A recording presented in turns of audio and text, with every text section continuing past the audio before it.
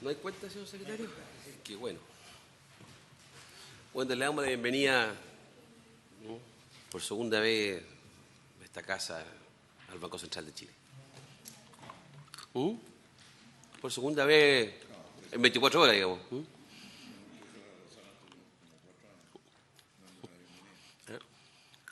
Y agradecemos la disposición de compartir con nosotros los resultados, los findings del estudio que pidieron sobre la marcha del Banco Central que se cumplen 30 años, si no me equivoco. Así que, señor presidente, entendiendo que tal vez no sé si va a ser tan noticioso lo que comparta con nosotros hoy día como lo que hizo ayer en la tarde, sobre las 40 horas, que se lo guardó para la tarde y no para la sesión del Senado. Ustedes captaron esa parte. Yo pregunté sobre las 40 horas de manera muy tímida, así, de manera muy diplomática, muy oblicua, como me dijeron, pero la dejé picando. Pero, en fin, motivó a los periodistas seguramente a hacer la pregunta. No, señor presidente, son bienvenidos a los miembros del Consejo, así que somos todos oídos para escuchar los resultados del informe. Bueno, muchas gracias, presidente. Muchas gracias a la comisión por invitarnos a hacer esta presentación, de la cual hice referencia en la presentación de ayer ante el Senado Pleno, pero que queríamos tener la oportunidad de poder explicar más en detalle, cosa que vamos a hacer ahora. Vamos aquí a resumir lo que está contenido en el documento que se les distribuyó, donde está el texto del informe del panel, particularmente el resumen de sus conclusiones y recomendaciones, las respuestas del Banco Central y de allí entonces algunos de los compromisos o proyectos que emergen. Entonces, primero, como usted bien señalaba, este es un ejercicio que es bastante original. No es muy común que los bancos centrales encarguen evaluaciones externas. Hasta el momento conocemos solo de un par de ellos. Hay algunos que tienen una instancia de evaluación integrada en su estructura, algunos otros que tienen algún comité externo, pero el encargar una evaluación específica, abierta, focalizada en las funciones del Banco Central no es algo tan común, y que en nuestro caso en buena medida estuvo motivado por estos 30 años de autonomía, y a partir de ahí la idea de que pudiéramos reforzar un esfuerzo no solamente de rendición de cuentas, sino que buscar ideas, propuestas para mejorar nuestra gestión que se pudieran sumar a la agenda que ya tenemos en desarrollo. Entonces, en primer lugar, en términos de cómo se estructuró esta evaluación, la focalizamos en los temas que están en nuestro mandato de la ley orgánica, la estabilidad de precios y la estabilidad financiera. Por supuesto, hay una serie de otras cosas que hace el banco, pero teníamos que focalizarlo más en estos temas económicos por el rango que tienen en la institucionalidad del banco. Entonces, luego, a partir de ahí, incluimos dentro de ese ejercicio referido a esas dos funciones, a esas dos tareas, evaluar el grado de independencia del banco en el desempeño de estas funciones, la influencia e impacto de las decisiones de política del banco sobre otros agentes económicos y el público en general, la idoneidad del marco de política de las herramientas que aplicamos, la efectividad del diseño organizacional, los recursos, las herramientas para poder cumplir con esas funciones, la calidad de los informes que hacemos y de otras herramientas de comunicación, y luego, por supuesto, los espacios de mejora en cada una de estas áreas. Este panel, como ustedes saben, estuvo conformado por expertos en banca central, con la idea de que pudiera servir para poder compararnos con otros bancos centrales en el mundo, especialmente aquellos que son citados normalmente como fuentes de buenas prácticas. Para esto, además, al panel se le aportó algunos estudios que en los últimos años ha encargado el banco, que evalúan algunos aspectos específicos de su gestión. Hay un informe del Fondo Monetario sobre nuestras proyecciones y análisis y sistema de análisis para la administración del marco de metas de inflación. También hubo un informe sobre el informe de estabilidad financiera y un tercero que se encargó sobre el proceso de decisiones de política monetaria, la comunicación, la transparencia y la transparencia. Entonces, todos estos son informes anteriores, pero relativamente recientes, que se los aportamos al panel como insumos. El panel, ya lo habíamos explicado en esta instancia en alguna oportunidad, está conformado por 5 académicos o expertos en banca central, presididos por Karnit Flug, que fue gobernadora del Banco de Israel hasta hace menos de un año atrás. Donald Cohn, que es investigador de la Brookings Institution y que fue vicepresidente de la Reserva Federal y miembro del Comité de Estabilidad Financiera del Bank of England. Petra Geratz, que es profesora de la Universidad de Cambridge y que es especialista en temas de transparencia y comunicación de la política monetaria. Enrique Mendoza, que es profesor de la Universidad de Pensilvania, fue investigador del Fondo Monetario y su expertise está en las áreas de estabilidad financiera. Y Guillermo Calvo, profesor de la Universidad de Columbia y que fue economista jefe del Banco Interamericano de Desarrollo. Entonces, son todas personas con bastante trayectoria y reputación, lo cual garantiza la objetividad, independencia y la calidad de sus recomendaciones. Para poder hacer su trabajo, bueno, el panel se conformó a comienzos de año. Tuvo una primera reunión con un equipo del banco liderado por el consejero Pablo García en Nueva York en enero. En marzo hubo una misión larga de 2 semanas en la cual los integrantes del panel trabajaron con el consejo, con el staff, tuvieron reuniones con reguladores, con el Ministerio de Hacienda, con académicos, con ex autoridades del Banco Central.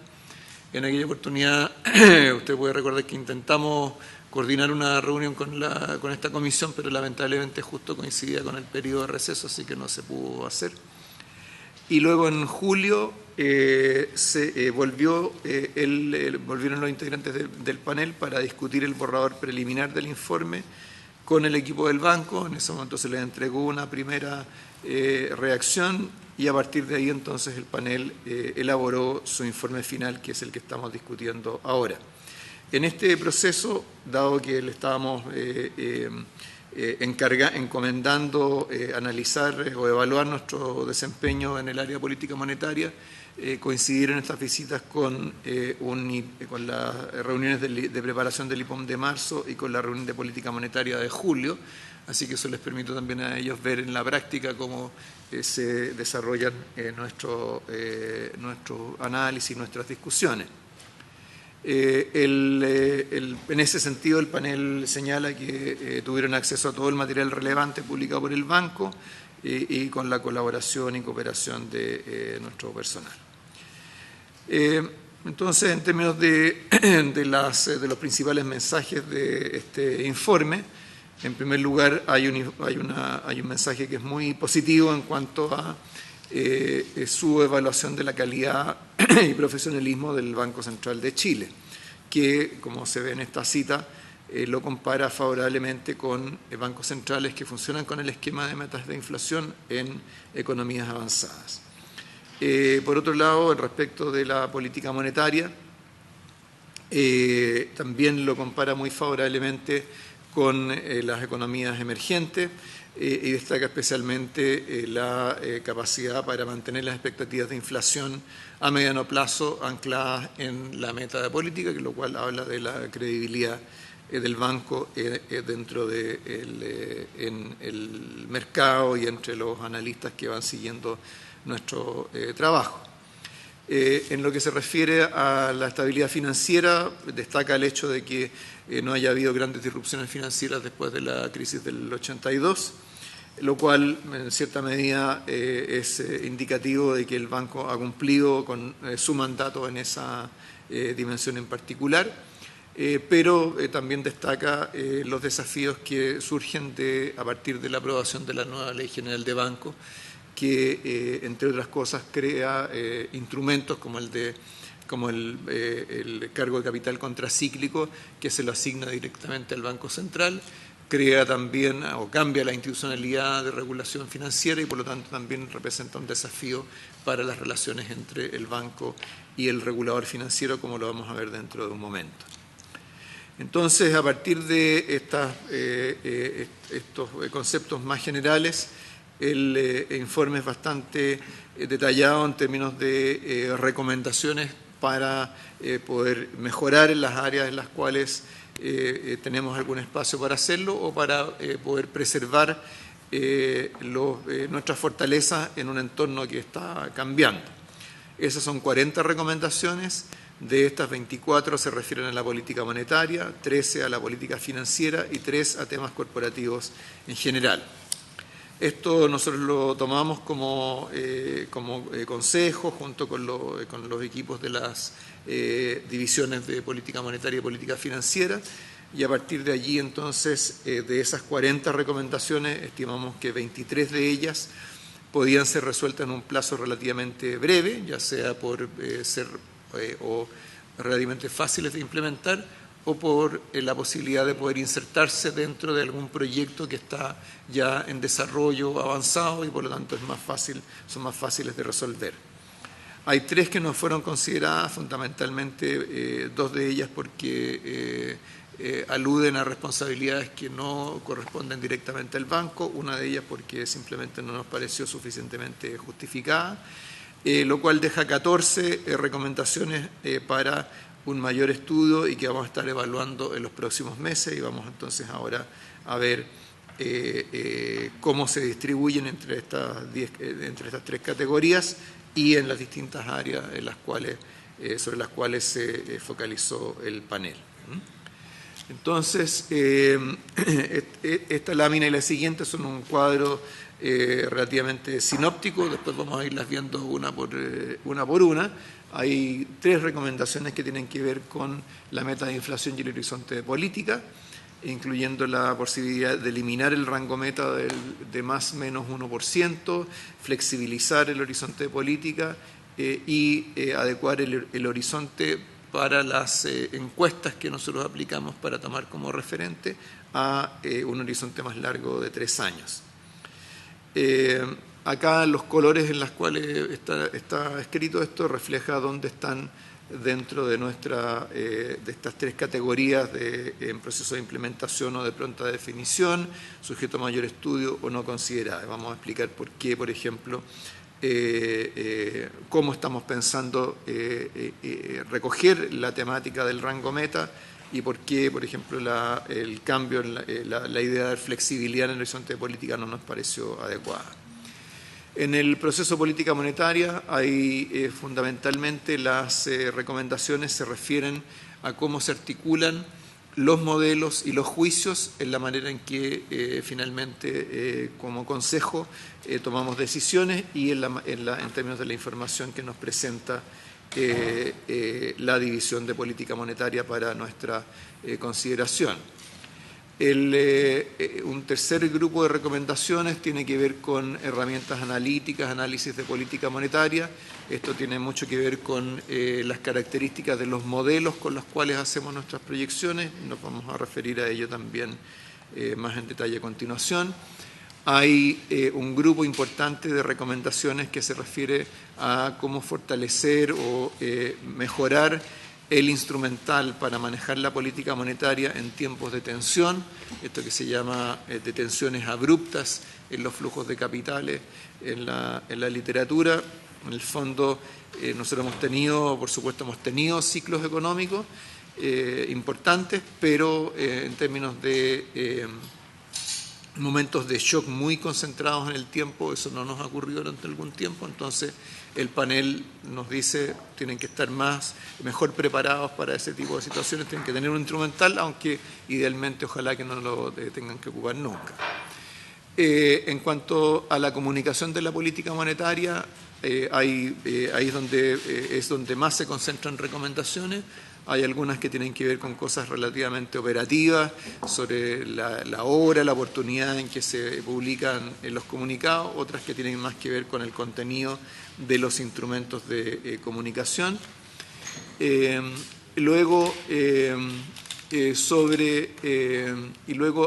materia de política financiera y de rendición de cuentas públicas, hay recomendaciones sobre el marco regulatorio, particularmente en la manera en que se coordinan, se debería coordinar el Banco Central con la Comisión de Mercados Financieros. Hay recomendaciones que tienen que ver con los procesos internos del banco en el área de política financiera. Hay un grupo importante de recomendaciones concentradas en las herramientas para ejercer este rol de estabilidad financiera, particularmente relacionado con el rol de prestamista de última instancia, la aplicación del cargo de capital contracíclico, cómo aplicar las pruebas de atención bancaria, lo que es necesario hacer en materia de resolución bancaria, registros de crédito, varios de los temas que hemos mencionado con el motivo de la presentación de los informes de estabilidad financiera. Hay también una recomendación sobre la comunicación y el contenido del informe de estabilidad financiera. Y luego hay 3 recomendaciones que se refieren a los recursos con los que contamos y a la rendición de cuentas públicas, incluyendo como último punto la idea de continuar encargando evaluaciones periódicas como esta sobre la formulación de la política monetaria y financiera, es decir, hacer que este no sea un ejercicio aislado, sino que pueda irse repitiendo en el futuro. Entonces ese es un cuadro bien resumido de cómo están distribuidas y más o menos el sentido de estas recomendaciones. Entonces a continuación vamos una por una desarrollando un poco más la idea y cómo la estaríamos recogiendo nosotros en nuestra agenda.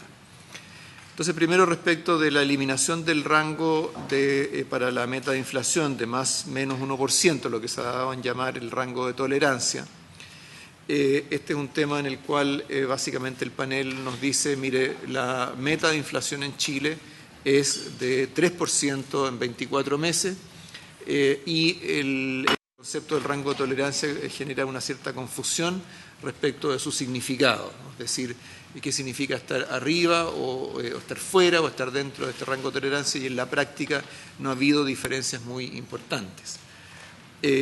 Además, destacan que en la práctica la inflación ha estado, medida por el IPC, ha estado dentro del rango de tolerancia en un poco más del 50% del tiempo. Ha habido periodos en los cuales ha estado fuera, sin que ello haya sido causa de una acción más intensa o distinta por parte del Banco Central. Entonces, esto es algo que está en el documento marco de política monetaria. Entonces, nosotros más que comprometernos o responder con la idea de eliminar o no el rango, el punto para nosotros es cuál es el papel que juega este rango dentro de ese marco con el cual aplicamos la política monetaria. Lo que hemos ido avanzando es fundamentalmente que este es un rango que en buena medida debería servir para ayudar a evaluar el desempeño de nuestra política monetaria, más que tener un significado operativo muy inmediato, como a veces en buena medida se lee por el lugar que ocupa actualmente en este documento marco. Entonces, más que eliminarlo, el tema es cuál es el rol, cómo adecuar el rol que juega en la manera en que se administra y se evalúa la política monetaria. Respecto del tema del horizonte para la meta de inflación, en el cual se plantea una cierta flexibilidad, la posibilidad de extenderlo cuando se necesite, nos parece que, si bien es cierto que hay algunos bancos centrales que tienen una definición más laxa, más flexible, hablan del mediano plazo, en fin, en términos bastante menos precisos que hablar de 24 meses, en nuestro caso hay un tema de cómo evitar un exceso de discrecionalidad en el manejo de este rango que pudiera aparecer como una especie de una suerte, llamémosle, de excusa para no cumplir con el objetivo al que está apuntando el banco. Entonces nos parece que los costos de eliminar el rango en términos de riesgos de discrecionalidad y riesgos para la credibilidad de la política monetaria son mayores que los beneficios que pudieran producirse por el hecho de que una determinada coyuntura se pensara en extender o no este rango. Entonces esa es la razón por la cual estamos desechando esta propuesta. El tercero tiene que ver con las encuestas, la encuesta de expectativas económicas y la encuesta de operadores financieros. La idea es extenderlo a 3 años y aquí básicamente lo estamos recogiendo. Es una recomendación que estamos recogiendo en términos de la agenda que estamos desarrollando, pero tenemos que evaluarlo con otros ajustes que queramos hacer a la encuesta, porque uno no puede estar cambiando la encuesta con demasiada frecuencia y hay un cambio que acabamos de hacer hace poco tiempo atrás a la OFF en términos de su periodicidad y también de la estructura de sus preguntas. En cuanto al proceso de política monetaria, hay aquí algunas de estas recomendaciones que ya empezamos en cierta medida a aplicar en el IPOM de septiembre. En primer lugar, se nos señalaba revisar la dependencia relativa entre el juicio y los modelos en nuestras decisiones, es decir, la idea de que quizás a veces dependemos demasiado de los modelos en nuestra discusión. Y la verdad es que cuando uno está haciendo política monetaria que mira hacia adelante, donde hay cosas que no están medidas directamente, también hay que introducir ciertos elementos de juicio. Por supuesto, al hacerlo hay que ser claro y transparente sobre qué juicios se están aplicando. Relacionado con eso, entonces, hay una siguiente recomendación que tiene que ver con explicitar más claramente esos juicios. Hay una tercera que tiene que ver con que en el staff, en su presentación de opciones, también ejerce ciertos juicios en la manera en que selecciona las opciones que presenta y plantea ser más explícito en cuáles son los juicios que se han utilizado y luego, finalmente, permitir al público en general tener una visión más amplia de las distintas opiniones que tuvieron los consejeros en la discusión de las decisiones de política monetaria. Entonces, todas estas recomendaciones son recomendaciones que estamos incorporando a proyectos que están en desarrollo o que estamos empezando a implementar. En el IPOM de septiembre, ustedes habrán notado, por ejemplo, de que al momento de plantear alternativas en torno al escenario base, lo que hablamos fue de ejercicios de sensibilidad que implican alguna desviación de la economía respecto del escenario base, pero que puede ser corregida mediante acciones de política monetaria y, por lo tanto, terminar en rangos de crecimiento, cifras de inflación similares a las que tenía el escenario base. Entonces, como ustedes recordarán en la presentación de ayer, nosotros hablamos de sensibilidades a un crecimiento más lento del consumo, a una desaceleración de la inversión, a cambios en la velocidad de transmisión de la política monetaria, comparado con escenarios que pudieran ser más positivos, como los de una dinámica mayor de la inversión o de un crecimiento potencial menor al que estamos utilizando, donde estas últimas dos tenían implicancias opuestas para la trayectoria de la política monetaria respecto de las tres primeras. Entonces, en el informe de política monetaria se señala que el Consejo considera estos distintos escenarios, hace su evaluación y finalmente le asigna una mayor probabilidad a estos escenarios de riesgo a la baja y esa es la razón por la cual, en definitiva, la señal de política monetaria que se da a partir de la baja de 50 puntos base es la posibilidad de que se requiera ampliar el estímulo monetario.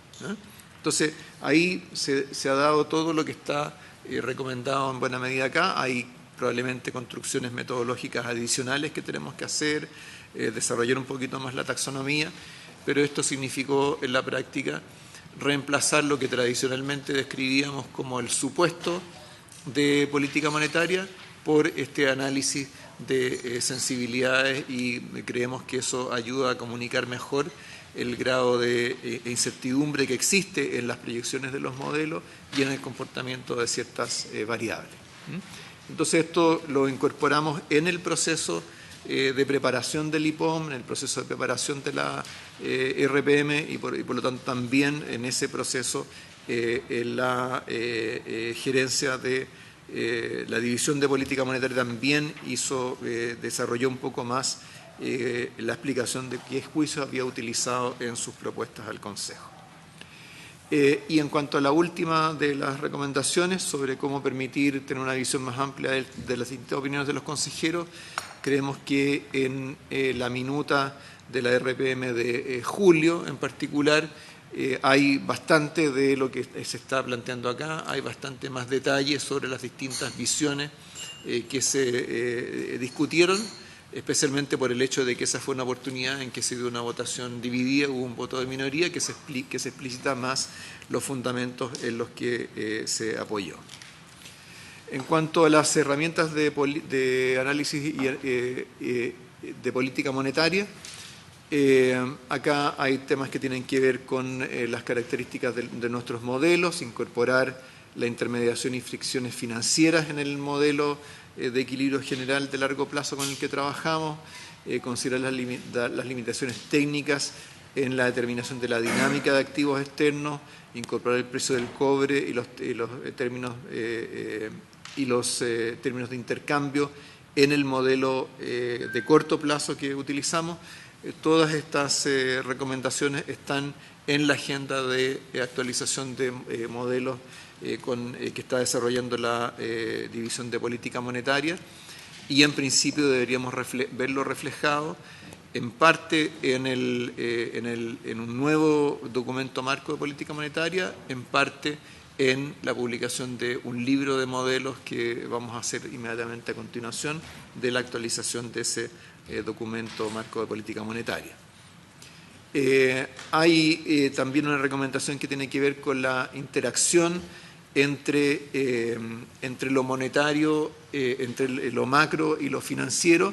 Este también es un proyecto que está en desarrollo, en el cual están trabajando la División de Política Monetaria y la División de Política Financiera para permitir que en nuestras proyecciones la relación entre estas dos dimensiones pueda cuantificarse. Por ejemplo, típicamente el ejemplo más cercano de fricciones financieras que incidieron sobre la política monetaria es lo ocurrido durante la crisis financiera del 2008-2009, en el cual parte importante de las políticas que tuvieron que seguir muchos bancos centrales tuvieron que ver con que los bancos comerciales estaban restringiendo la liquidez ante un aumento muy significativo en la percepción de riesgo, y por lo tanto la política monetaria no estaba teniendo el efecto que se esperaba. Entonces, esto es algo que estamos incorporando, estamos desarrollando un modelo específico para este tema. Hay otra recomendación que tiene que ver con cómo integramos el mercado laboral informal a nuestro análisis. Como ustedes saben, el año pasado presentamos todo una separata de análisis del comportamiento del mercado del trabajo, que estaba basado en microdatos, pero todo eso estaba extraído de contratos de trabajo, de bases de datos administrativos, es decir, del sector formal del mercado del trabajo. Entonces, efectivamente, el sector informal es importante en Chile, representa entre 20 y 30% de la fuerza de trabajo, por lo tanto no es menor cómo este se comporta, pero aquí hay mucho menos datos, no existe el equivalente a los datos administrativos, entonces tenemos que ser bastante más creativos en buscar información y la manera de poder incorporarlo en nuestros modelos. En cuanto a las herramientas de política monetaria para tiempos de tensión, En esto hacemos notar que si bien no hemos usado muchas herramientas no tradicionales de política monetaria, sí tenemos facultades para aplicar políticas no convencionales como ocurrió en el 2009. En aquella época hubo líneas de liquidez especiales, hubo medidas poco tradicionales que no operaban exactamente a través de la tasa de política monetaria. Hay otras experiencias a nivel internacional y eso es lo que vamos a estar analizando en términos de cómo podrían incorporarse algunas de ellas a nuestro instrumental. Hay una que desde ya tenemos que descartar, ¿cierto?, que es la transacción o la compra de bonos del gobierno, porque aquí en Chile eso no está permitido por la Constitución, dado la manera en que la Constitución definió la independencia del Banco Central, en que no solamente le prohibió financiar directamente al gobierno, sino que le prohibió comprar y vender bonos del gobierno bajo ninguna circunstancia. En otros países tienen bancos centrales independientes, tienen restricciones a los préstamos directos al gobierno, pero no así a las transacciones con bonos del gobierno en el mercado secundario. Entonces, eso es una característica particular de la institucionalidad chilena, pero respecto a la cual nosotros como banco no es mucho lo que podamos hacer. Está aquí marcado con rojo la recomendación sobre considerar el rol del Banco Estado en momentos de tensión, y está marcado por rojo, como lo expliqué ayer, no porque creamos que no pueda jugar un papel, sino que porque corresponde a decisiones que son del Ejecutivo y no nuestras, especialmente ahora que Banco Estado tiene que responder a los requerimientos adicionales de capital producto de la Ley General de Banco, que tiene que hacerlo por partida doble, tiene que hacerlo como requerimiento de capital básico, donde tiene una brecha importante, pero también como banco sistémico, como efectivamente lo es Banco Estado o ha sido propuesto por la Comisión de Mercados Financieros en una de las primeras propuestas para la implementación de la Ley General de Bancos. También se recomienda evaluar periódicamente el nivel adecuado de reservas en función de escenarios de tensión.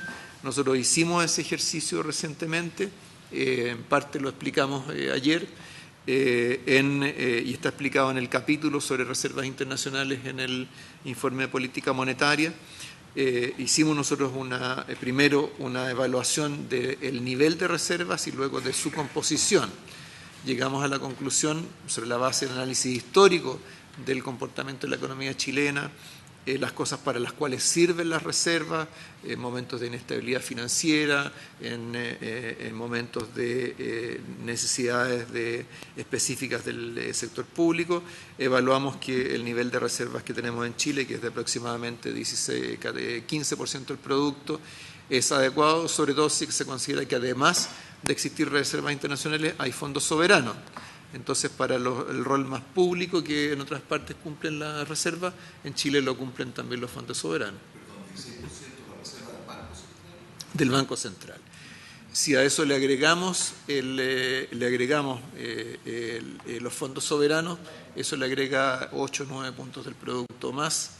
Y a eso, en el caso de Chile, como hemos explicado cuando hemos presentado el informe financiera, también se agrega el hecho de que hay inversionistas institucionales, fondos de pensiones, compañías de seguros, que tienen inversiones líquidas en el exterior, que también responden a cambios en el escenario macroeconómico y financiero. Cuando se planteó la recomendación, ¿era buscando un mayor nivel de reserva o un mayor nivel de transparencia?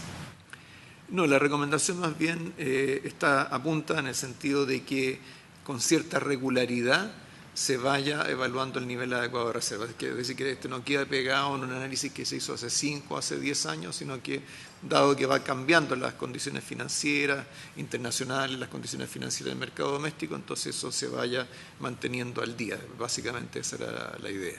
La referencia al FES, el cuidado de lo que explicaba recién, y hay otro Exactamente. Y finalmente hay una recomendación respecto de mantener flexibilidad en la manera de hacer intervenciones cambiarias. Esto tiene que ver con el hecho de que en otros países, o hay, en fin, en este momento en el mundo una discusión respecto de si las intervenciones cambiarias deberían ser todas muy anunciadas y muy estructuradas. Es un tema que actualmente se debate, no es un tema que esté saldado. El panel en este caso nos recomienda mantener cierta flexibilidad, o en otras palabras, no adoptar un esquema demasiado rígido. En Chile en realidad no lo tenemos, porque es difícil tipificar ex ante situaciones excepcionales, porque nosotros hemos definido intervenciones solo para situaciones excepcionales. Entonces, sin embargo, se plantea la posibilidad de publicar un protocolo que regule el proceso mismo a través del cual se toman esas decisiones. En cuanto a la comunicación de la política monetaria, eso nos plantea la posibilidad de publicar el comunicado de la RPM durante las horas de funcionamiento del mercado financiero para poder testear cómo son estas recibidas por el mercado. Como ustedes saben, nosotros los comunicados de la RPM los publicamos a las 6 de la tarde, el mercado está cerrado, vuelve a abrir a las 8 de la mañana, entonces lo que nos dice el panel es que, eso está bien, pero puede ser que haya otras cosas que ocurran y que entonces con las cuales sea difícil interpretar cómo recibió el mercado esa decisión en particular. Ahora, a nuestro juicio, la verdad es que dado que el mercado local está cerrado, casos en los cuales se dé la coincidencia con algún evento suficientemente grande como para primar por sobre una decisión de política monetaria, es difícil que ocurran.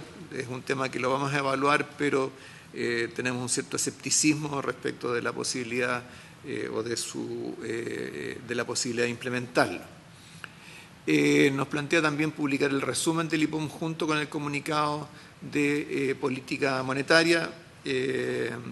Este es un tema que es sensible para esta comisión en particular, porque ustedes en otras oportunidades nos han llamado la atención cuando ha habido un desfase importante o cuando nos hemos adelantado a dar información sobre el IPOM. La verdad es que esos problemas se han producido cuando hemos tenido un fin de semana entre medio, cuando es cierto, se ha hecho una RPM un día viernes y recién se ha publicado el IPOM un día lunes, pero creemos que la verdad es que coordinando bien con la comisión deberíamos en principio tratar de que siempre estén suficientemente juntos los dos eventos como para que no se presente este problema. Lo mismo, la recomendación es ser mucho más estricta. Exactamente. Respecto de la recomendación de proveer más transparencia sobre los supuestos de trabajo para las proyecciones macro, tenemos que ver cómo hacerlo dentro del IPOM para que éstas se lean claramente como supuestos y no como un compromiso. Entonces, ese es otro tema que tenemos que mirar más a fondo. Se habla de se recomienda incluir un análisis más detallado de riesgos clave para las proyecciones. Como lo mencionaba recién, eso es algo que ya empezamos a hacer en el IPOM de septiembre. Después se recomienda hacer una evaluación explícita de los errores de proyección macroeconómica a mediano plazo, incluida una comparación con las encuestas y las proyecciones de mercado. Esto, nuestra idea es recogerlo como parte de esta evaluación periódica que proponemos que sea cada 2 años en la recomendación número 40. Es decir, en lugar de estar haciéndolo de manera periódica, focalizarlo en esa instancia, generando las estadísticas y los datos suficientes para hacerlo. Aquí, por ejemplo, nos serviría tomar como referente este rango para la inflación para ver, ¿cierto?, en qué proporción del tiempo la inflación estuvo fuera de ese rango. Entonces, nuestra idea sería recogerlo en esa instancia. Respecto de hacer el IPOM más accesible, incluido el resumen, esto es algo en lo cual estamos trabajando. Un primer paso va a ser la publicación del documento marco de política monetaria, el nuevo documento marco de política monetaria, que lo vamos a incluir como separata del IPOM de diciembre. Entonces, este año vamos a tener separata junto con el IPOM de diciembre y va a estar dedicada a este nuevo documento marco de política monetaria, y dentro de esto entonces vamos a poder tratar de hacer un esfuerzo adicional por explicar cuál es el marco con el que trabajamos y luego seguirlo con una revisión del lenguaje que usamos en nuestras comunicaciones para ver si las hacemos un poquito más fáciles de entender. ¿Ah? Sí, es cierto. Los cuadros en particular son terribles. Yo lo comparto plenamente, senador, porque me tocaba a veces presentar el IPOM y buscar un dato y está en el cuadrito ese de la izquierda y no se ve. Después se recomienda que en las presentaciones de los consejeros se ponga más énfasis en la comunicación de la incertidumbre. Esto es parte de varias de las otras cosas que ya hemos mencionado y por lo tanto parte de la agenda con la que estamos trabajando. También se plantea mejorar los mensajes en las redes sociales relacionados con la política monetaria. Nosotros ya hemos estado generando tweets cuando se publica el IPOM. Hemos ido puliendo un poco la accesibilidad de los mensajes, las imágenes, y volvimos a probarlo en esta oportunidad. Pasamos ahora a los temas de política financiera. Entonces, los temas de política financiera no se plantean cómo hacer operar bien este régimen de corresponsabilidad entre el Banco Central y los reguladores respecto de la estabilidad financiera, especialmente después de la nueva Ley General de Bancos, cuando, como sabemos, ¿cierto?, la Superintendencia de Bancos se incorporó a la Comisión de Mercados Financieros. Entonces, ambos además participamos en el Consejo de Estabilidad Financiera. Entonces, nuestra respuesta acá es buscar una manera de ser más proactivo en términos de la agenda del Consejo de Estabilidad Financiera, y estamos preparando un acuerdo marco con la CMF para facilitar el intercambio de información y estos procesos de consulta previa que contempla la ley. Esto también se aplica a la recomendación siguiente, que señala la posibilidad de que se publiquen las recomendaciones que forman parte que se intercambian en este proceso de consulta previa para evitar un sesgo de inacción. Debería ser en principio parte también de este acuerdo marco. Luego hay dos recomendaciones, hay una recomendación que no nos parece necesaria, que tiene que ver con el carácter del cargo de gerente de la División de Política Financiera. A nuestro entender,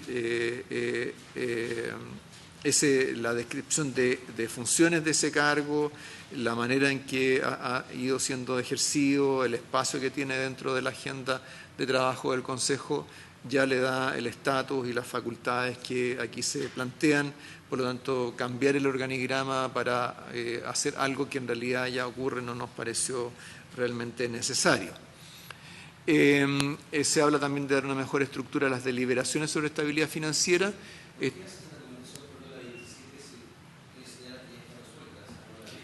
Claro, lo que pasa es que ellos hacen un paralelo con el caso del gerente de la División de Política Monetaria, que además tiene este carácter de economista jefe.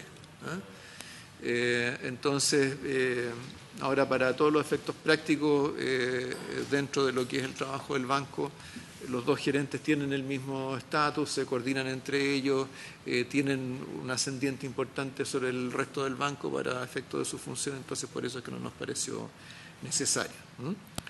Respecto de la estructura de las deliberaciones sobre estabilidad financiera, aquí lo que vemos es que ahora, especialmente cuando ya corresponda empezar a tomar decisiones sobre el cargo de capital contracíclico, vamos a requerir darle una estructura más parecida quizás a las reuniones de política monetaria que lo que tiene hoy día.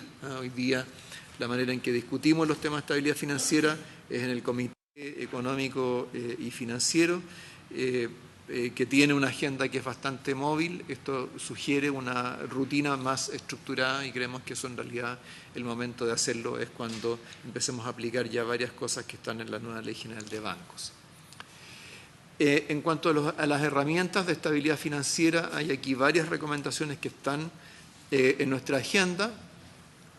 En primer lugar, generar un borrador sobre un protocolo que regule la manera en que el banco actúa como prestamista de última instancia, que es una función que le asigna la ley orgánica. Recomendaciones que tienen que ver con la manera de operar el amortiguador de capital contracíclico y cómo estructurar y comunicar las pruebas de detención bancaria. Entonces acá todos estos temas se relacionan con el propósito, un proyecto de generar un documento marco para la función de estabilidad financiera del banco, similar al que tenemos para la función de política monetaria. Entonces eso es algo en lo cual ya estamos trabajando, ya es algo que tenemos bastante avanzado. Entonces aquí se puede incorporar todos estos temas. Y en el caso de las pruebas de detención bancaria, eso es algo que también debería formar parte de este acuerdo marco con la Comisión de Mercados Financieros, dado que estas son pruebas de detención que tienen que ver con las características, comportamientos de bancos individuales, en las cuales, por supuesto, la CMF tiene un rol central. También en esta misma línea hay recomendaciones sobre los mecanismos de resolución de bancos sistémicos. Como sabemos, esta es una tarea que quedó pendiente con la Ley General de Bancos. La Ley General de Bancos solo incluye mecanismos de carácter preventivo en el caso de bancos con problemas, pero mecanismos ya de resolución es algo que requiere un desarrollo específico, y lo que planteamos acá es que como Banco Central vamos a preparar una propuesta para presentarla al Ministerio de Hacienda antes de la evaluación que van a hacer el Banco Mundial y el Fondo Monetario sobre el sistema financiero chileno. Luego hemos discutido muchas veces, con motivo de la presentación del informe de estabilidad financiera, los temas de supervisión para los oferentes de crédito no bancario y registro de crédito. El segundo de estos, ya hay una propuesta que está en preparación en el Ministerio de Hacienda y que debería llegar al Congreso relativamente pronto, porque también es un tema que ha ido madurando bastante y respecto del cual se han ido despejando varios temas relacionados con la privacidad de la información y que ayudarían a poder tener una solución adecuada en este momento. En el caso de la supervisión de oferentes de crédito no bancario, ahí deberíamos trabajar junto con la Comisión de Mercados Financieros también para generar una propuesta. Una propuesta que básicamente tenga que ver con cómo asegurar de que estos oferentes de crédito no bancario entregan la información suficiente para poder monitorear su riesgo financiero y cómo asegurar que no se generen en este sector riesgos para la estabilidad del sistema. Por último, se plantea darle al Banco Central la autoridad para implementar regulaciones sobre el límite de endeudamiento, como la razón crédito a garantía o la razón deuda a ingreso, como es lo que ocurrió hace 2 años atrás con esta relación deuda o crédito sobre garantía para los préstamos hipotecarios. Esto no es algo que requiera una modificación de la ley, está el Comité de Estabilidad Financiera. Entonces más bien lo que pensamos nosotros es que este es un tema en el cual más bien el Banco Central debería tomar la iniciativa en momentos en los cuales vea necesidad de ajuste en estos límites, cuya fijación están en manos de la Comisión de Mercados Financieros en la actualidad. Y con esto llegamos a la última lámina, con las recomendaciones sobre comunicación de estabilidad financiera y recursos. Se plantea hacer el IEF más prospectivo, buscar formas de transmitir con mayor claridad los riesgos y vulnerabilidad de estabilidad financiera. Esto es parte ya de la agenda que está desarrollando el banco. Ustedes han visto que ha ido evolucionando bastante el informe de estabilidad financiera, así que vamos a ver nos quedan todavía algunas mejoras por ver en las próximas publicaciones del informe. Y el tema de garantizar a las personas en puestos gerenciales habilidades específicas esto es parte del plan estratégico del banco. Como parte de ese plan estratégico se ha estado desarrollando un programa de liderazgo que ha sido bastante exitoso, así que eso ya está bastante avanzado y no requerimos hacer un esfuerzo adicional para recogerlo. En cuanto al sitio web del banco, se recomienda hacerlo más informativo, más fácil de usar, incluir más material en inglés. Todo eso lo vamos a incorporar en una actualización de la página web que debería estar ahora en el mes de noviembre. Así que vamos a ver ahí hartas novedades en la calidad y contenido de la página web. Y por último, entonces, está esta recomendación de continuar encargando revisiones periódicas para la formulación de la política monetaria y financiera, y es aquí donde se plantea ir haciendo evaluaciones cada 2 años, probablemente más focalizadas que lo que fue esta, más focalizada en cosas como la calidad de las proyecciones, la volatilidad de la inflación, es decir, en cosas que se puedan medir más a través de ciertos indicadores. Entonces, con eso hemos hecho un recorrido por las 40 recomendaciones, cómo podemos irlas recogiendo y cómo estas se van reflejando en productos que vamos a ir generando, partiendo por el documento de política monetaria del Banco Central de Chile, que, como decía, lo incluiríamos como un documento que va a acompañar el IPOM de diciembre. A continuación de eso, la publicación de los libros de modelos. En el caso de la política financiera, la publicación del documento marco de política financiera, trabajar en el acuerdo marco con la CMF y ajustes en la estructura de la división que ya en realidad han ocurrido, y en el caso de los temas corporativos, el trabajo de renovar la página web que acabo de mencionar. Entonces, todas esas son cosas que ustedes como comisión van a ir viendo, se las vamos a ir recordando a medida que vayamos avanzando, y por lo tanto a partir de eso podemos dar cuenta de este trabajo y posiblemente de aquí a un año más podamos hacer una evaluación de cómo estamos respecto de cada una de estas 40 recomendaciones. Muchas gracias, presidente. Muchas gracias, presidente, por este pormenorizado análisis de las 40 recomendaciones.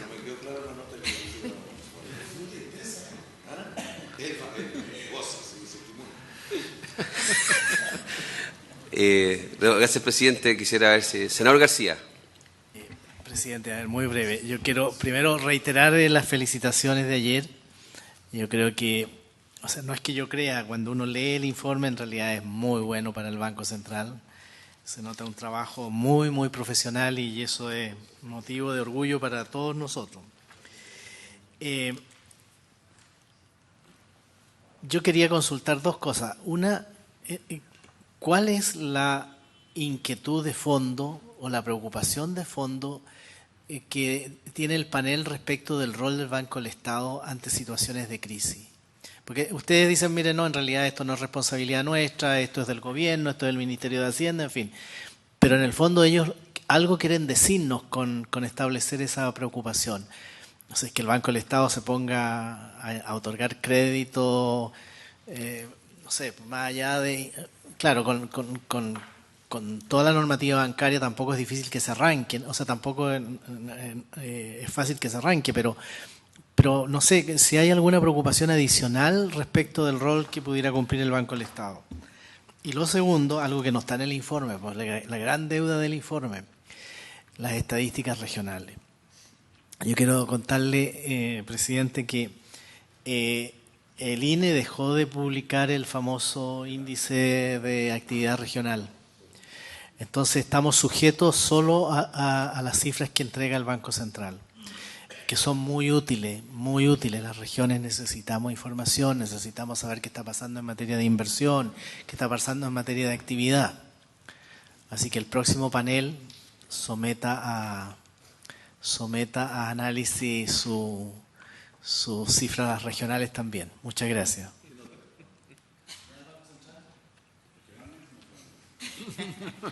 Senador Monte. No, yo quiero sumarme a la consulta sobre escenarios de cambio, escenarios nuevos, que lo llama de crisis, pero uno ve un banco muy estable, muy claro, que va avanzando, madurando, etcétera, frente a una situación dada. Ceteris paribus, Pero ¿ustedes consideran la posibilidad de cambios mayores en el escenario de una pregunta que uno se haría? Un lugar donde está concentrada buena parte de la inteligencia económica que tenemos como país. Entonces yo quisiera saber por qué. Claro, uno podría poner en discusión o los objetivos del banco, pero no da una situación de crisis. O podría poner en discusión el marco, las coordenadas dentro del cual se construyen los análisis. Y me gustaría saber cómo. Yo quedé con la sensación ayer de la exposición del presidente del Banco Central, que supone que las cosas están dadas con una cierta estabilidad y que bueno, pero si estuviera equivocado. Y se diera una situación en el mundo distinta, y si el señor Trump nos lleva a distintas cosas que más allá de lo previsto, ¿hasta qué punto estamos simulando, trabajando escenarios de crisis, como tú dices, escenarios distintos? A mí en ese sentido me pareció bastante bueno los informes que entregaron este año sobre los endeudamientos, sobre vivienda, sobre el mercado de trabajo, esos informes, porque la realidad es tan dinámica que el de vivienda, que lo siguió más de cerca, la realidad ya lo ha superado mucho, ¿eh? O sea, porque adquirió un ritmo el sector mucho más rápido, y eso demuestra la necesidad de estar siguiéndolo lo más en detalle posible, esa variable. O sea, vivienda hoy día tiene poco que ver con lo que era hace un año atrás, en el mundo y acá. O sea, se generó un fenómeno producto de la liquidez, pareciera, de la liquidez mundial, que está rebalsando todo. Entonces, a mí me preocupa el Banco Central y escenarios de cambio, escenarios de crisis, dice Pepe, o escenarios donde se dan situaciones, se rompe el ceteris paribus dentro del cual ellos se mueven. Senador Coloma. Gracias, presidente. Yo me sumo a las felicitaciones que han planteado los senadores, que son crecientemente buenos los informes. Digamos, voy a seguir con especial preocupación el tema del lenguaje, digamos, a ver cómo lo toman para que sea más fácil de entender o admitir solo una continuidad, y no a través de eso a veces uno entiende varios escenarios posibles. Yo quiero, presidente, hacer me sumo, yo no voy a repetir la del senador García, que considero que es importante. Hay que hacer dos consultas que son la primera atingente, digamos.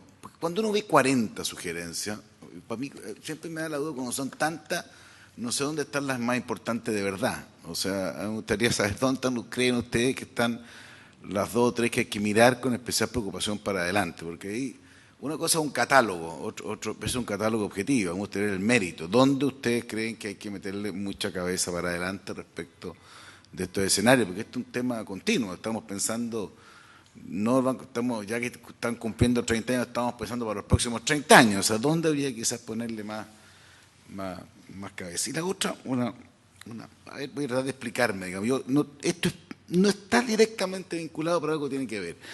Respecto a, me llamó la atención que la primera fue revisar los rangos de meta de inflación y horizonte de política en esta materia. Yo no sé si cuando piden la flexibilidad, no sé exactamente en qué se está pensando, pero quiero planteárselo de otra manera. La actual meta de inflación es de 3%. Según yo he preguntado a algunos, esto está fijado hace 20 años, o sea, hace 20 años es 3%.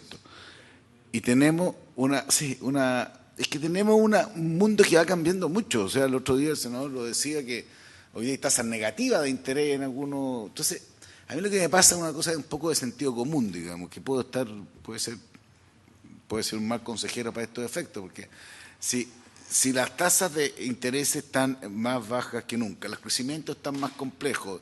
O sea, yo no sé si el hecho de que todas las otras variables cambien, cuánto hace que la tasa de inflación deba cambiar o no también. O sea, no sé si me puedo explicar, digamos, porque no es del Corán el 3%, o sea, es una cosa que alguien fijó, pero respecto uno no puede rezar para que sea el 3%, digamos, tendrá que ser conforme al desarrollo de la economía o a muchas variables. Entonces no sé si eso tiene que ver también con darle un mayor rango, no sé cuáles serían los efectos de fijar en 2, por ejemplo, estamos más cerca de 2, o de repente alguien puede decir fijemos 4 para crecer, para generar otro tipo de efecto. ¿Cómo se maneja eso dentro de lo que usted determina? Y si tiene algo que ver esta sugerencia con un margen respecto de esa fijación. Yo no tengo nada más que agregar, solamente un tema que a partir de una intervención del senador García ayer sobre el Consejo Fiscal Autónomo y el informe que nos compartió a nosotros el día martes, sobre que, bien categórica la afirmación, están 2 párrafos, que básicamente dice que en Chile sistemáticamente los ministerios de Hacienda, los gobiernos, han sobreestimado los ingresos y eso ha generado un déficit mayor que el que creíamos tener o que hemos creído que íbamos a tener. Entonces, y una respuesta del banco fue: no tenemos ese informe, porque la verdad que fue el martes y usted fue el miércoles. Entonces, cuando veo acá que hay muchas de las recomendaciones que están trabajando o que están en estudio pasan por coordinarse con la CMF, o no sé si coordinarse, conversar con la CMF. O sea, lo veo en el tema datos estadísticos, en el tema gobernanza, el tema de ejercicios de detención. Entonces, la pregunta es, entendiendo que la CMF se constituyó formalmente en junio, si no me equivoco, o sea, hace escasos meses, formalmente creo que está operando en junio, ¿se constituyeron? Con bancos incorporados, claro. Sí, entonces, ¿cómo lo van a trabajar eso? ¿Ah? Porque ya hay una tensión de suyo, tensión en el buen sentido, pero esto de aunar en una misma institución algo que estaba separado ha generado tensiones hasta a nivel de los trabajadores involucrados. Entonces la pregunta es: ¿cómo lo ven ustedes ese tema? ¿Cómo lo están trabajando? Porque yo me habría imaginado, pero tal vez estoy equivocado que sea así, de que un informe de la naturaleza que tiene el CMF o el mismo informe que hace el Banco Central, sin ir a los findings tal vez más sustantivos, tal vez tiene que haber una capacidad de intercambiar un poco de información, anticiparse un poco para no sorprender a nadie con esa información. No sé si... Ok. Muchas gracias por los comentarios y las preguntas. Primero, respecto del tema del rol de Banco Estado, básicamente lo que está mirando el panel es lo que hizo Banco Estado durante la crisis en el 2008-2009, en el cual hubo una restricción importante del crédito por parte del resto de los bancos comerciales, y Banco Estado fue mucho más proactivo en términos de compensar esa restricción del crédito. Para eso, en esa oportunidad, creo que incluso hasta se le hizo un aporte de capital a Banco Estado para que pudiera cumplir ese papel. No es algo habitual, tiene que ver con esa coyuntura en particular, pero dado que esto está planteado en situaciones como las que mencionaba el senador Montes, situaciones de shocks importantes, entonces el panel plantea, bueno, aclaremos cuál es el papel que puede jugar Banco Estado en esas circunstancias y cómo equiparlo para que lo haga. Entonces ahí el tema de la capitalización pasa a ser importante, porque al mismo tiempo, ¿cierto?, el Banco Estado está requiriendo un aumento de capital bastante significativo, superior a los 2.000 millones de dólares, ¿cierto?, de acuerdo a distintas estimaciones. Entonces ese es básicamente el punto que se hace ahí. Sobre las estadísticas regionales, ahí tenemos algunas noticias interesantes.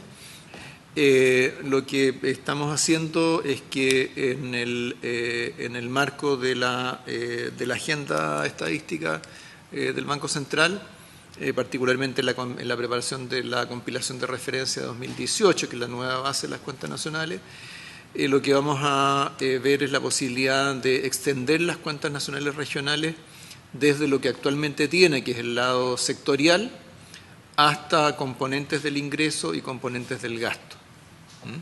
Entonces eso nos permitiría tener un cuadro bastante más completo de la realidad de las regiones, porque no solamente existe producción, también existe consumo, existe inversión, existen ingresos. Entonces es difícil poder desarrollar el esquema completo de cuentas nacionales a escala regional, pero sí al menos para algunos de sus componentes. Entonces eso es algo lo cual vamos a estar trabajando. Y en eso vamos a tratar también de ver si podemos reducir el desfase con el que se publican las cuentas regionales, porque es relativamente grande, ¿cierto? Son 8 meses en la actualidad. En relación al tema de los escenarios de tensión que que plantea el senador Montes, qué pasaría si la situación externa empeora más. En el IPOM de septiembre hay ejercicios de ese tipo, que le llamamos escenarios de riesgo alternativos, y le llamamos alternativos porque ya nos sacan del escenario base, ya significa una combinación de elementos, en este caso lo consideramos escenarios más bien negativos. Entonces lo que hicimos fue probar hasta dónde tenemos espacio de política monetaria con nuestra tasa para poder responder a esos escenarios, y la conclusión es que básicamente nos llevarían a ocupar buena parte del espacio que tenemos, es decir, todo lo que tenemos por debajo del 2% de la tasa que acabamos de fijar ahora. Además de eso, cosas que hacen los bancos centrales en periodos críticos son buscar otros mecanismos de proveer liquidez al mercado. Aquí en Chile se desarrolló uno de ellos en la crisis anterior. Hay otras iniciativas que toman bancos centrales relacionadas con compra de activos. Ya dijimos cosas que no podríamos hacer, pero tenemos que ver si hay algunas otras que sí serían posibles. Entonces, lo que vamos a hacer es que vamos a mirar de manera más sistemática la experiencia internacional con este tipo de cosas, pero a nosotros el tema de estar preparados para enfrentar escenarios de tensión es algo que nos preocupa. Hemos revisado mucho de nuestros procedimientos, protocolos internos, no tanto respecto de situaciones económicas, sino que otro tipo de eventos que pueden afectar a cualquier institución, así que es parte de una agenda de trabajo que para nosotros tiene un papel importante. Pero perdón, no es solo crisis, no es solo tensión, de repente son situaciones nuevas. O sea, la situación del mercado inmobiliario hoy día está ocurriendo algo que nunca había ocurrido. O sea, CENET, que es de los especialistas de ese, que nadie lo está entendiendo, porque esto supera la teoría, la cantidad de edificios que están comprando para no usarlos, para guardarlo en Europa, en Estados Unidos. Nosotros tenemos el 40 y tanto % de la vivienda acá que se compran por fondos de inversión. Eso como parte de nuestra lógica y funcionamiento no estaba. Entonces hay fenómenos totalmente nuevos. Sí, o sea, me iba a referir a eso porque, como el senador recordaba, ¿cierto? Nosotros hicimos preparamos este capítulo especial sobre mercado inmobiliario hace 2 IEF atrás, pero la idea no es terminar en ese capítulo, sino que a partir de ahí derivar indicadores, un marco de análisis con el cual podamos ir monitoreando la evolución del mercado inmobiliario. Una de las cosas que estamos haciendo, por ejemplo, es que estamos aplicando tecnología de Big Data, inteligencia artificial para generar un indicador de precios de vivienda, que es parte de nuestra agenda estadística. Ya estamos publicando ese indicador. Pero es un tema que a nosotros nos preocupa. Hace 20 años atrás quizás en Chile no habría sido tan importante el mercado inmobiliario, pero hoy día sí tiene un tamaño para la economía que es relevante, tiene un tamaño relevante para el sector financiero, como para prestarle toda la atención que merece. En relación a los temas del lenguaje de los informes del banco, simplemente quería mencionar que hay bancos centrales, en el caso del Banco Finland, que ha definido una cierta estrategia con ciertos niveles de lenguaje para poder comunicar sus mensajes. En el caso de la Reserva Federal, en una conferencia que hizo hace poco, uno de los participantes en nuestra propia conferencia tradujo todo un comunicado de política monetaria en un lenguaje que pudiera ser comprendido mejor por el público, así que ahí hay algún trabajo en el que nos podemos apoyar. Sobre qué recomendaciones son más importantes, yo diría que en estos momentos lo más urgente tiene que ver con la implementación, con las recomendaciones que están ligadas a la implementación de la nueva Ley General de Bancos. Yo creo que ahí hay muchos temas que son urgentes porque hay nueva institucionalidad, nuevas responsabilidades, nuevos instrumentos, nuevos procedimientos. Entonces, en todo eso tenemos que ser capaces de implementarlo oportunamente. No nos podemos quedar atrasados en este tema. En cuanto a la meta de inflación, A ver, es cierto que la meta está fijada en 3% hace ya bastante tiempo. La razón por la que se fijó en esa cifra en particular, yo diría básicamente hay dos razones. Una tiene que ver con el hecho de que Chile es una economía emergente y que por definición en el propio proceso de desarrollo experimenta cambios en su estructura, en sus precios relativos, y en esas circunstancias es más fácil permitir esos ajustes de precios relativos cuando hay una inflación que es un poco más alta, comparando con el 2% de meta que tienen otros que tienen países más avanzados. Y la otra razón es que nos deja razonablemente lejos del cero, como para minimizar el riesgo de caer en lo que se llama el límite inferior cero para las tasas de interés, que a partir del cual ya es muy difícil poder hacer política monetaria. Ahora, por otro lado, si se cambiara la meta, en primer lugar podría interpretarse que es porque no simplemente tiramos la toalla y no pudimos cumplir con la meta que nos habíamos propuesto, lo cual podría tener algún impacto importante sobre las expectativas, pero implicaría cambiar de inmediato la política monetaria. O sea, tendríamos que retirar buena parte del estímulo monetario que estamos aplicando ahora. Claro. Bueno, en países que tienen metas más bajas que las nuestras se ha planteado esa discusión. Pero como además esos países están por debajo de las metas que tienen, entonces al final la discusión termina en primero preocúpense de alcanzar la meta que ya tienen y después tener una discusión sobre si la quieren subir, ¿no? Y finalmente sobre el paralelo con el tema de la sobreestimación de ingresos, que yo entiendo, he alcanzado a revisar algo más del informe del Consejo Fiscal Autónomo, tiene que ver con la estimación de ingresos estructurales, ¿es cierto?, y los supuestos que se han hecho en ese sentido. La verdad es que en general el Banco Central ha sido relativamente más conservador que el Ejecutivo al momento de proyectar cifras de crecimiento y precio del cobre, ¿no? Pero especialmente cifras de crecimiento. Los gobiernos tienden a ser un poco más optimistas que los bancos centrales y eso también se produce en Chile, ¿eh? Entonces, creemos que si se ha dado ese sesgo, probablemente no ocurre de la misma manera con el Banco Central. Y por otro lado, al momento de estimar crecimiento tendencial, crecimiento potencial, nosotros de partida hemos separado estos dos conceptos y hemos ido desarrollando bastante más nuestras metodologías para poder estimarlo, y la última vez que lo presentamos fue justamente en el IPOM de junio pasado, en esta misma comisión, porque esta era parte del informe, así que en ese sentido creo que tenemos algunos elementos que nos permiten quizás más seguridad de que no estemos incurriendo en este sesgo. Muy bien, muchas gracias. Sobre esto último de que también los ministerios de Hacienda pueden ser un poco más optimistas y los bancos centrales menos, solamente recuerdo la tremenda cuña del presidente Piñera ayer, que dijo que pretendo que la realidad supere al Banco Central. Creo que está bien. Muy bien. Muchas gracias, presidente, al banco por este informe, y no sé si habrá después, seguramente más adelante, la oportunidad de ver cómo siguió, cómo se desarrolla buena parte de los compromisos adquiridos de los planes.